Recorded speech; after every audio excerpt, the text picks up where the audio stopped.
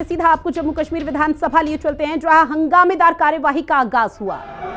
सारे national conference के worker, assembly member और ट्रेजरी बैंक पर बाकी हुई हमारे दिल में एक दुख है, एक मौके का एहसास है कि अगर हम अपने उस दुख, उस दर्द और उस धोखे का इजहार इस प्लेटफॉर्म पर नहीं करते तो हमारे मगज फट जाते हैं। और अगर करते हैं, whatever they say should not be recorded or reported, please. अगर हम सच नहीं कहते तो हमारे मगज फट जाते हैं और अगर हम सच कहते हैं तो हमारी जान चलने का अंदेशा है।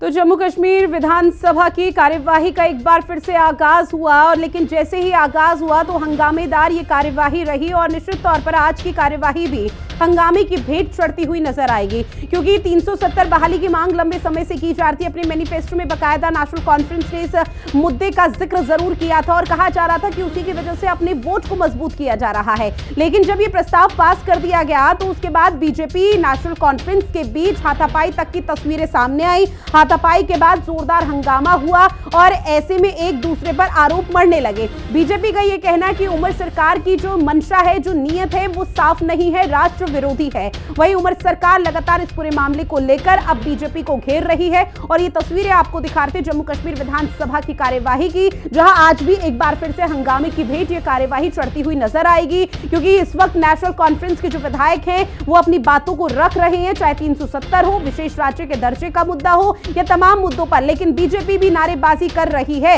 और विधायकों के बीच आज एक बार फिर से ये देखिए हाथापाई की तस्वीरें वो आपको दिखा रहे हैं किस तरह से बीजेपी और नेशनल कॉन्फ्रेंस के विधायकों के बीच ये हाथापाई एक बार फिर से शुरू होती हुई नजर आई और जो कि लोकतंत्र के इस मंदिर की गरिमा को तार तार कर रहा है। कल भी यही तस्वीर और देखिए कैसे बेंच में चढ़ चुके हैं विधायक, जहां विधायकों से ये उम्मीद की जाती है कि शायद वो जनहित के मुद्दों को लेकर अपनी बात रखें या फिर हमारे मुद्दों को यहाँ पर बात रखेंगे। लेकिन उसके बाद इस तरह की तस्वीर आना वाकई में शर्मिंदगी है और उसके बाद किस तरह से हाथापाई मारपीट तक की तस्वीर मार्शल्स के जरिए उन विधायकों को बाहर का रास्ता सीधा दिखाया जा रहा है जो इस हाथापाई को अंजाम दे रहे हैं या फिर मारपीट कर रहे हैं और इस मंदिर की गरिमा को तार तार कर रहे हैं। राशिद इंजीनियर के भाई एमएलए खुर्शीद शेख को भी अभी आपने देखा किस तरह से वो भाग रहे थे, जहां मार्शल्स की तरफ से उनको बाहर का रास्ता फिलहाल दिखा दिया गया और ये कुछ तस्वीरें आपकी टीवी स्क्रीन पर लगातार साझा कर रहे हैं जहां जम्मू कश्मीर विधानसभा की कार्यवाही में किस तरह से झड़प की ये तस्वीरें सामने आई, जहां एक दूसरे के साथ बीजेपी और नेशनल कॉन्फ्रेंस के जो विधायक हैं वो आपस में मारपीट करने लगे। हमने टू नेशन थ्योरी इसलिए नहीं रिजेक्ट की थी कि हिंदुस्तान और मुसलमान का झगड़ा है। हमने टू नेशन थ्योरी इसलिए रिजेक्ट की थी कि इसका कोई इखलाकी जवाब नहीं था। टू नेशन थ्योरी क्या थी? टू नेशन थ्योरी के दो पहलू हैं।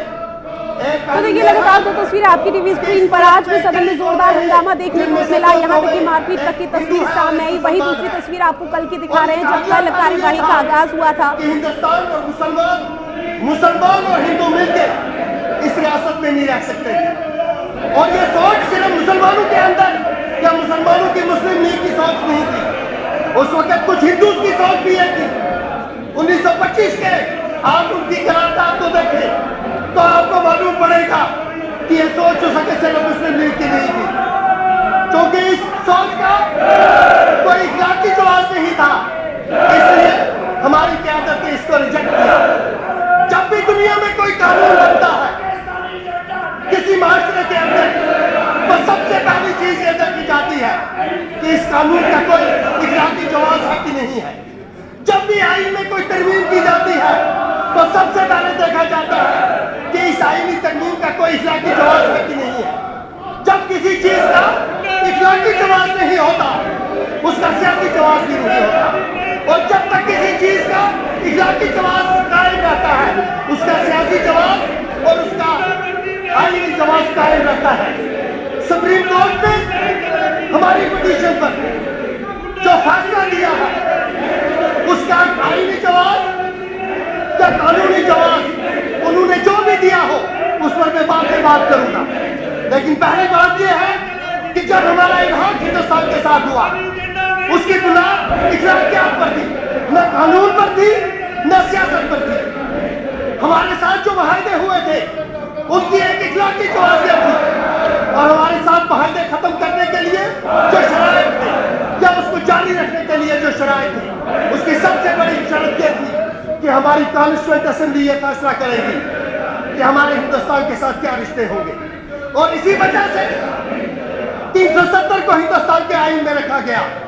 इसी वजह से हिंदुस्तान की उस वक्त की कॉन्स्टिट्यूएंट असेंबली ने हमारी कॉन्स्टिट्यूएंट असेंबली को एक जवाबियत फराहम की कि आगे चल के आप जो फैसला करेंगे उसी की बुनियाद पर आपका और हमारा ताल्लुक उसको कोई सियासी जवाब मिलेगा। ऑनरेबल स्पीकर साहब, एक अहम नुकता इसको मैं अंडरलाइन करना चाहता हूं, और आपकी नोटिस में लाता हूं कि मेहरबानी करके इस पर गौर करें। आर्टिकल 376 जो हिंदुस्तान के आईन का आर्टिकल है, उसमें एक तरमीम की गई, और वो तरमीम ये थी कि जम्मू कश्मीर की कॉन्स्टिट्यूएंट असेंबली को। अब सीधा रुख करेंगे न्यूज रूम का, जहां मेरी सहयोगी सौम्य मिश्रा हमारे साथ लाइव बनी हुई है। सौम्य, चूंकि देखिए कल भी जम्मू कश्मीर में जब विधानसभा की कार्यवाही का आगाज हुआ तो हंगामे की भेंट चढ़ गई, और अब से कुछ देर बाद देखिए वो तस्वीरें भी सामने आ जाएगी जब कार्यवाही को स्थगित कर दिया जाएगा हंगामे की वजह से। बिल्कुल, देखिए ये तीसरा दिन है जब इस तरीके का हंगामा देखने को मिला है, और कल भी जोरदार हंगामा देखने को मिला जहां मार्शल्स ने घसीट करके विधायकों को, जनप्रतिनिधियों को सदन के बाहर कर दिया। और ये बेहद शर्मनाक तस्वीर है जो सदन से बाहर आ रही है। लंबे समय से इस सदन का इंतजार किया जा रहा था, जहां जनहित से जुड़े मुद्दों को उठाने की बात लगातार पक्ष और विपक्ष दोनों ही तरफ से कही जा रही थी। जब चुनाव होने थे उसके पहले बड़े बड़े दावे और वादे किए जा रहे थे कि जो भी सरकार में आएगा वो जनता के लिए काम करेगा, उनसे जुड़े मुद्दों को सदन में उठाएगा।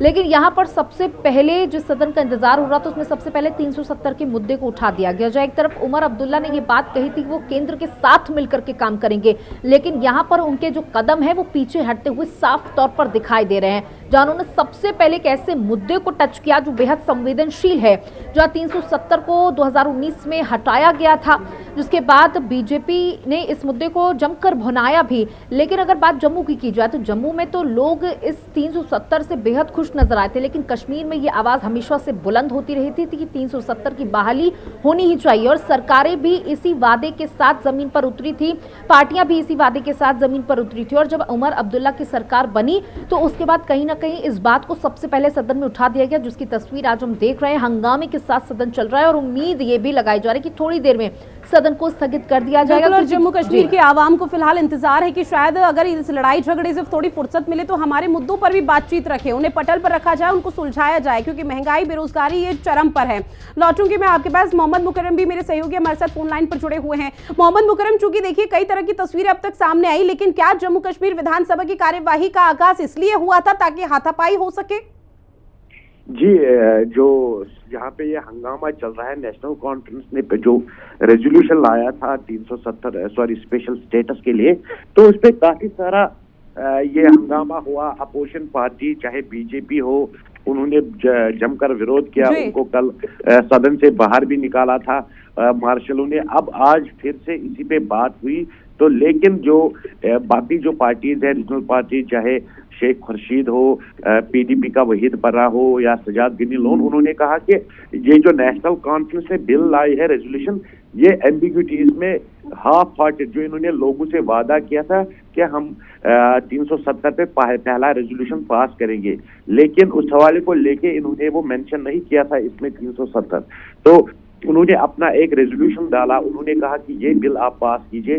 तो इस हवाले को लेके ये जो बीजेपी के नारे हैं वो कह रहे कि ये एंटी नेशनल बिल है, ये अनकॉन्स्टिट्यूशनल रेजोल्यूशन है, क्योंकि गवर्नमेंट ऑफ इंडिया ने जो पार्लियामेंट में फैसला किया था उस पे सुप्रीम कोर्ट में भी महर ये स्टैंप एक तरफ से लगाई कि 370 कभी भी वापस नहीं आएगा। लेकिन जिन मुद्दों पे इन्होंने इलेक्शन लड़ा, नेशनल कॉन्फ्रेंस ने जो जीत के आए है, जिन्हें सरकार बनाई है, अब वो कह रहे हैं कि हमने अपने वादा एक पूरा किया कि जो रेजोल्यूशन हमें पास करना था कि जम्मू कश्मीर को स्पेशल स्टेटस का दर्जा फिर से मिले। मोहम्मद मुकर्रम, देखिए 370 5 अगस्त 2019 को कोई नहीं भूला, किस तरह से 370 को यहाँ पर लाया गया, उसके बाद तमाम तरह की तस्वीरें आई। अब निश्चित तौर पर नेशनल कॉन्फ्रेंस की तरफ से ये बहुत बड़ा मुद्दा था जिसकी वजह से अपने जनादेश को मजबूत करने की कोशिश की गई थी, लेकिन नेशनल कॉन्फ्रेंस का यहाँ पर ये कहना कि हमारे पास जब संख्या बल है और ये पास हो चुका है रिजोल्यूशन, तो फिर आखिर बीजेपी हाय तौबा कर क्यों रही है? ये इसमें एक दो चीजें सियासत इसलिए गर्म हो गई है। जो नेशनल कॉन्फ्रेंस ने कहा अपने रेजोल्यूशन में, एक तो 370 स्पेशल स्टेटस को वापस दिया जाए, और उस पे खास तौर पर prime minister of India, home minister of India ने बार बार पार्लियामेंट में भी, मुख्तलिफ कैंपेनिंग में भी कहा कि हम जम्मू कश्मीर में स्टेटहुड का दर्जा वापस देंगे। लेकिन और इसमें इस रेजोल्यूशन में एक पैराग्राफ ये भी मेंशन किया गया है कि हम दिल्ली के जो सरकार है उनसे वो आए, यहाँ पे डायलॉग स्टार्ट करे, जो कि एमएलएज बने हुए हैं उनसे बातचीत करे, ताकि एक नया निकले, नया रास्ता निकले, जिससे दिल्ली और कश्मीर का जो दूरियां हैं वो थोड़ा कम हो जाए। और साफ तौर पर इस पे पीडीपी का जो वहीद परा है उसने बिल लाई, उसने कहा कि हमने इस बिल का सपोर्ट किया है, लेकिन हम चाहते हैं कि जो 5 अगस्त को फैसला लिया गया है उसको कंडम कीजिए। इस बिल में वो कहीं ना कहीं कमी नजर आ रही है जो मेंशन नहीं किया गया है नेशनल कॉन्फ्रेंस के रेजोल्यूशन में। तो इस हवाले को लेके बीजेपी की यही डिमांड है। बीजेपी कह रही है ये तो एक अनकॉन्स्टिट्यूशनल है, ये कोई parliament, Jammu Kashmir assembly parliament से बड़ी नहीं है। और सबसे बड़ी इंपॉर्टेंट बात यह है कि जो बिजली का आपने दावा किया था। ठीक है मोहम्मद मुकर्रम, मैं आपको रोकूंगी। हमारे साथ जम्मू कश्मीर के बीजेपी उपाध्यक्ष वीरेंद्र जी जुड़ गए हैं। सर, बहुत स्वागत करती हूँ हिंदी खबर में आपका। और पहला रिएक्शन और सवाल भी यही कि नेशनल कॉन्फ्रेंस का कहना है कि प्रस्ताव तो 370 बहाली का पास हो चुका है क्योंकि हमारे पास संख्या बल था, तो इतनी बीजेपी हाय तौबा क्यों मचा रही है? देखिए, हाई तौबा की बात नहीं है। इसी 370 और जो विशेष दर्जा था उसकी वजह से ही जहां पर जो अलगाववाद फैला, उग्रवाद फैला, उस सब की वजह यही थी कि जम्मू कश्मीर के लोग, खास करके कश्मीर के लोग, ये सोचते थे कि हम भारत से कुछ अलग हैं, हमारी कुछ पहचान अलग है। कई बार उनसे बात करो तो वो बोलते थे नहीं, हमारा तो अभी तक फैसला ही नहीं हुआ है कि हम पाकिस्तान के साथ हैं या हम भारत के साथ हैं। तो ये दफा 370 वगैरह तोड़ के भारत ने उनको अपने, जो उनके मन में एक वहम था वो दूर किया कि भाई जम्मू कश्मीर भारत का अभिन्न अंग है। तो वो कुछ लोगों को बर्दाश्त नहीं हो रहा है और वो इसलिए जानबूझकर वो विशेष दर्जा, वही पुराने हालात जो हैं वो यहाँ पर पैदा करना चाहते हैं। हम बोल रहे हैं कि जम्मू कश्मीर भारत की तरह ही है, जैसे भारत की बाकी रियासतें हैं वैसे ही ये है, लेकिन ये विशेष दर्जा करके वही पुराने हालात पैदा करना चाह रहे हैं, निश्चित तौर पर, जिसका हम विरोध करते हैं। लेकिन वीरेंद्र जी, जिस तरह से हंगामे की तस्वीरें सामने आ रही है और प्रस्ताव पास हो चुका है, आप लोगों की तरफ से कहा जाता था कि एक देश एक विधान एक निशान, लेकिन जम्मू कश्मीर में जो स्थिति है वहां तो अब सब कुछ 2-2 वाली स्थिति है कि 2 देश 2 विधान 2 निशान। अब कैसे उससे आप निपटेंगे? नहीं, देखिए, हमने जो निपटना था निपट दिया। सुप्रीम कोर्ट ने भी कह दिया जो 2 निशान होते थे वो भी खत्म हो गए। पहले यहाँ पर एक लाल रंग का झंडा जो मिनिस्टर मुख्यमंत्री होता था उनकी, और यहाँ पर स्टेट के ऊपर भी 2 झंडे होते थे, वो हमने खत्म कर दिए।